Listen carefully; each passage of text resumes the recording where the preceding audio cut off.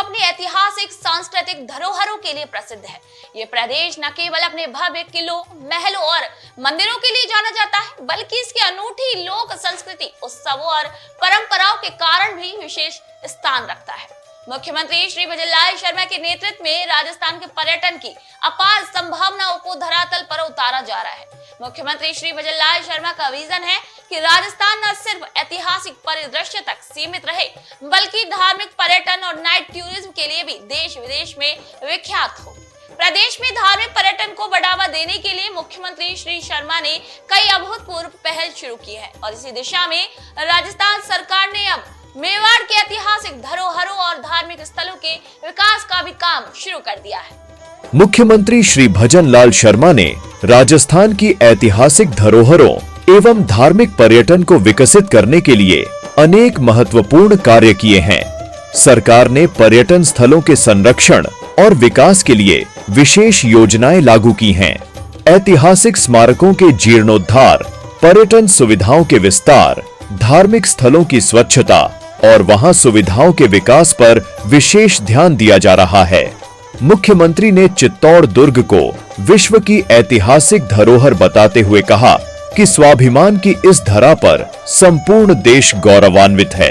मेवाड़ की पावन धरा को सुरक्षित रखने के लिए यहाँ की मिट्टी को वीर वीरांगनाओं ने अपने रक्त से सींचा है। राजस्थान में धार्मिक पर्यटन का भी विशेष महत्व है। यहाँ स्थित पुष्कर का ब्रह्मा मंदिर, अजमेर शरीफ दरगाह, रणकपुर एवं दिलवाड़ा के जैन मंदिर, करणी माता मंदिर और सालासर बालाजी मंदिर श्रद्धालुओं के लिए आस्था के केंद्र हैं।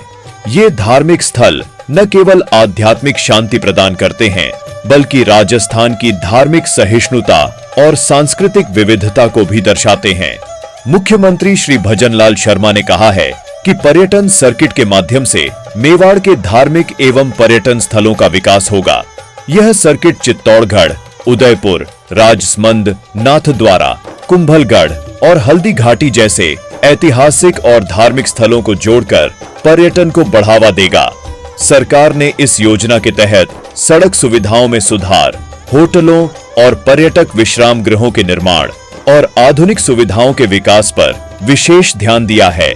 मेवाड़ क्षेत्र अपनी ऐतिहासिक और सांस्कृतिक विरासत के लिए प्रसिद्ध है। चित्तौड़गढ़ किला, जो राजस्थान के गौरवशाली इतिहास की गाथा कहता है, इस क्षेत्र का प्रमुख आकर्षण है।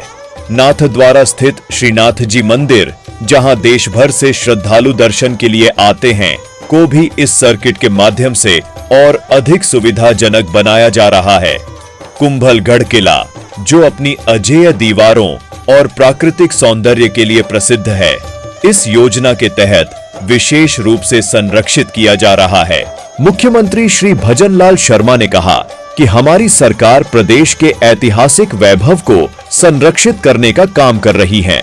चित्तौड़गढ़ दौरे के दौरान मुख्यमंत्री श्री शर्मा ने कहा कि चित्तौड़गढ़ संग्रहालय के उन्नयन के साथ महाराणा प्रताप टूरिस्ट सर्किट को भी धरातल पर उतारा जा रहा है।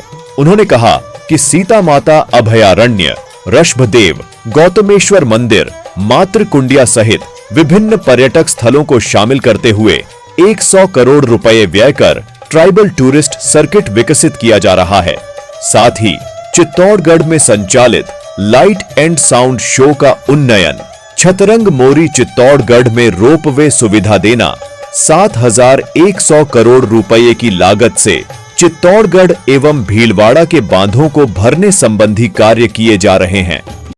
राजस्थान की बात करें, मैं स्पेसिफिकली चित्तौड़ की बात करना चाहूंगा, जिसमें माननीय मुख्यमंत्री महोदय द्वारा और उप मुख्यमंत्री महोदय द्वारा चित्तौड़ क्षेत्र के लिए अच्छी घोषणा की गई है, जिससे पर्यटन को बढ़ावा मिलेगा।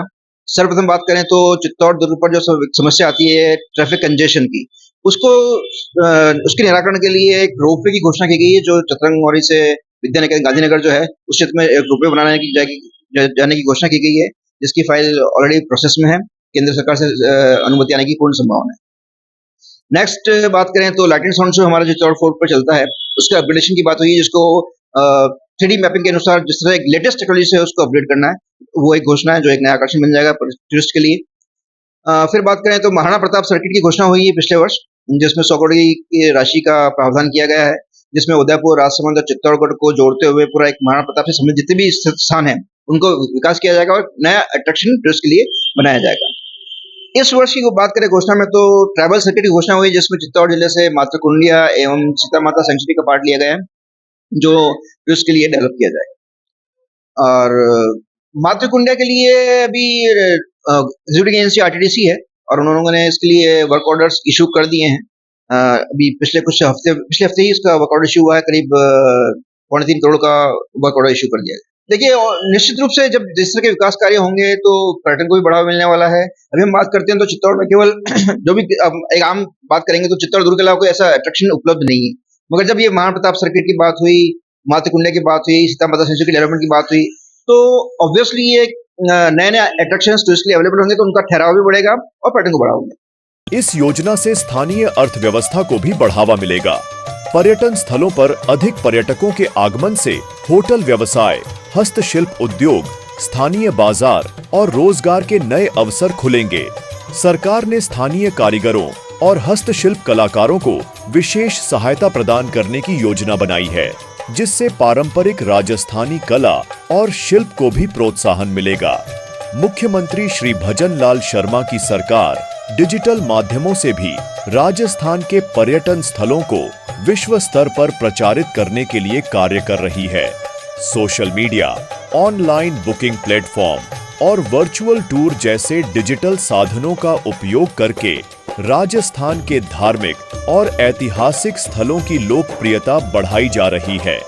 इससे न केवल देशी बल्कि विदेशी पर्यटकों की संख्या में भी वृद्धि होगी। राजस्थान जो अपनी ऐतिहासिक धरोहर और धार्मिक पर्यटन के लिए विश्व भर में प्रसिद्ध है, मुख्यमंत्री श्री भजन लाल शर्मा की योजना और प्रयासों से इन धरोहरों का संरक्षण और विकास अब हो रहा है। मेवाड़ पर्यटन सर्किट जैसी योजनाओं से पर्यटन को अब नया आयाम मिलेगा, जिससे न केवल प्रदेश की सांस्कृतिक विरासत सुरक्षित रहेगी, बल्कि ये पर्यटन को भी अब एक नई ऊंचाइयों तक पहुंचाने में काफी सहायक सिद्ध होगा।